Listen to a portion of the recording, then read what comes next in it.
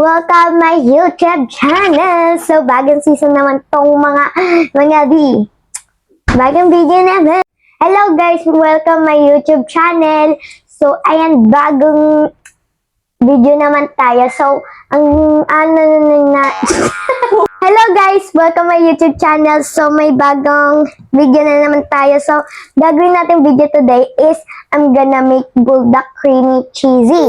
So, masarap yun guys. So, tutorial na to para sa inyo. Hi! So, we're gonna make cheesy creamy bulldog. So, ito yung mga ingredients. May kasama siyang cheese guys. Kaso mamaya na yung cheese kasi ayan. So, ayan, ito. Flavor niya ay carbonara. So, ito. Nestle cream. Di ko So, kunin ko lang yung kawali. Kunin ko lang. Ayun. Pakuluan natin yung tubig, guys. So, guys, naisa lang na natin yung tubig. Hintayin na lang natin kumulo. Pagkatapos kumulo ang tubig, ilalagay na natin yung noodles. Okay. So, guys, nagsishred na ako ng cheese para pag tapos na nilagay na natin to, naluto na. Ano na lang natin siya. So tasty, oh. Well, sarap. Oh my G. Hi guys, so kumulo na siya eh. So ilalagay na natin yung noodles. Wait lang,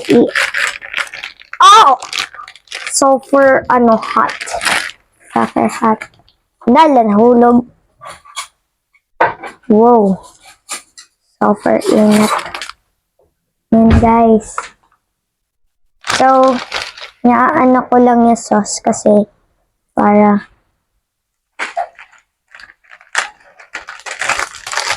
so yummers. So guys, ito second pack. Iubad lang natin yung yung the sauce. Cause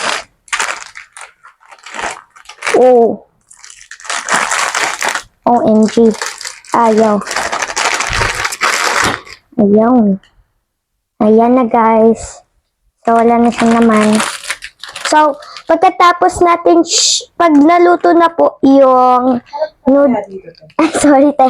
Pag na po yung noodles naluto na, ilalagay na natin to, the cheese, the cream. So guys, hintayan na lang natin siya maluto. So hi guys, so i-drain na natin yung noodles, yung water niya. Magtutulong na ako kay Tita Sai. Tita Sai, help! Ayan. So guys, tapos na natin siya i-drain. So, iaano na lang natin yung cheese powder and then Nestle cream. So, una natin ay cheese. Yan,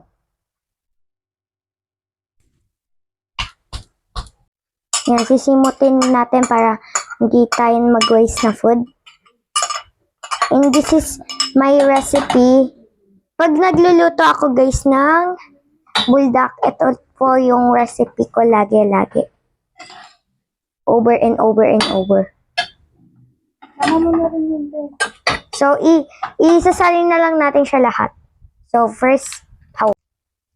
So, yan. Again na natin yung powder. And then, the isa one. See, dalawa to guys eh. So, dalawang powder. So, mamaya ni yung the hot one. Kasi, that is so, ayan, okay na yan. So, ayan. So, ito na next. Konti lang. Kasi guys, ayan, okay na yan. Oh my God. Oh my God. That is so spicy now. Hindi po namin nalalahat ang spicy kasi super spicy nito.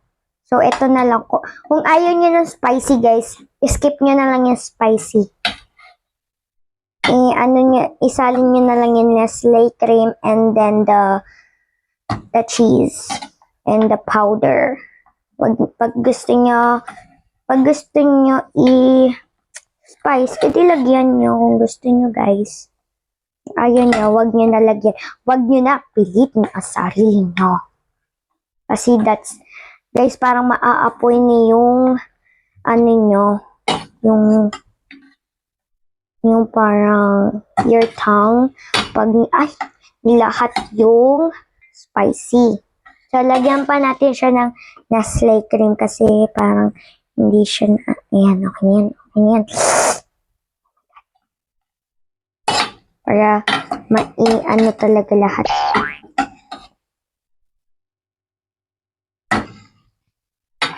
Guys.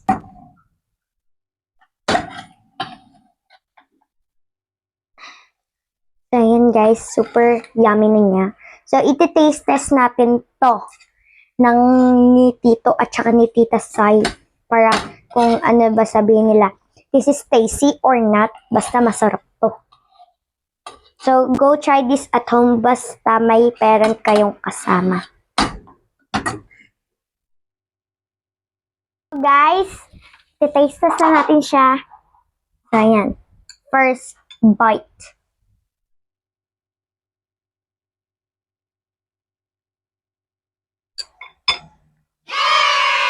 So, medyo siya maanghang. And so, guys, ang sarap niya. Ang creamy and cheesy siya. So, ayan. Second bite.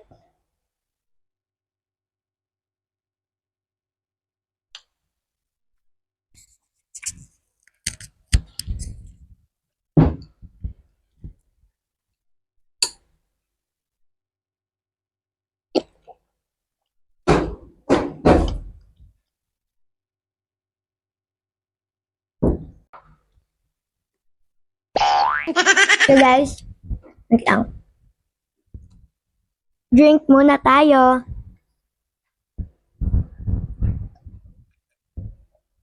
So ayun lang guys, thank you for watching. Ito na yung tutorial natin paano gumawa ng buldak, cheesy, creamy buldak. So ayan na guys, bye bye, see you and next vlog.